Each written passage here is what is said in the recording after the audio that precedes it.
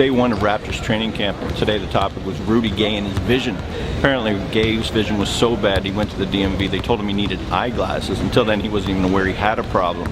The hope is that with the correction in his vision and the work he's done in the offseason, his shooting percentages, which have been dropping for the past years, will be back up and he'll be a much more efficient shooter.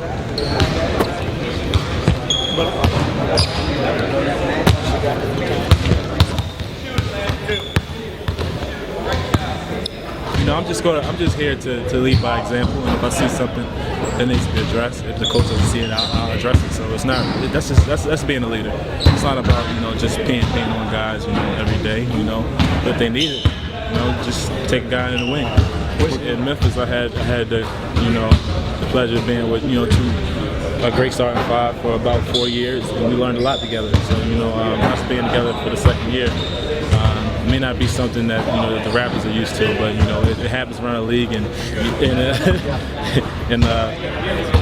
we're planning on being better than we were last year. You mentioned the 20 pounds of muscle yesterday, but we got a chance to see you on the court today. You look a lot significantly bigger. How do you feel running out there? I feel great, man. I feel great. We're running a lot. Hope I don't lose it. Raptors head coach Dwayne Casey was obviously happy to hear that Gay took care of those vision problems, but it's not just Gay who's made improvements in the offseason. Casey's seen it all across the board, from guys like Kyle Lowry, who's dropped weight, DeMar DeRozan, who's put on a little weight, and Gay himself will put on 15 pounds or so of muscle to take that pounding in the paint. We talked to Rudy earlier. I talked about his leadership. What are some of the things you're looking for from him, to see from him as a leader, seeing that he is kind of that guy on the squad? Rudy's very vocal. He's being a vocal leader. He's a guy that's not only doing it by example, but he's talking the talk and he's walking the walk, and that's huge for him. I don't know if he's a natural speaker in front of the team, but he's done a great job of taking that leadership role, articulating what he wants his teammates to do. It's been huge, and we need that from him. Yes, well, just defense. I mean, that was going to be the mess. That's the message. We're going to stick to it here the first few days of training camp. The guys did an excellent job today. The good thing, they've been here this month, working 2-on-2, 1-on-1, and so the defense was pretty solid. Coach, what does it mean to have the starting five back again for the most part? Huge. Even though we got all the teams mixed up, so if anybody can tell me who the starting five is, I don't know, but we mixed all the teams up. There's no starting unit.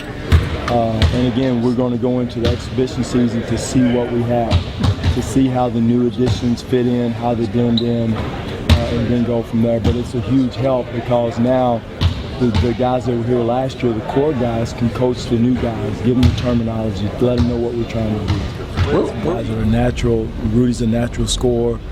That's kind of an old adage is, you have scores on your team, but you got to keep preaching defense. That's not going to change. And what Eric's talking about is a subtle emphasis, and again, you're not going to stop taking those non-paint twos. And that has nothing to do with getting your butt back in transition defense, getting down, get set, and then guarding. Those are, we're talking about two different parts of the game. We heard Rudy mention the 20 pounds of muscle that he put on. We finally got a chance to see him on the court. You believe that? The 20? No, I'm just kidding. 20. He's done a heck of a job with his body. Kyle's done a heck of a job. All of our guys have worked in the weight room.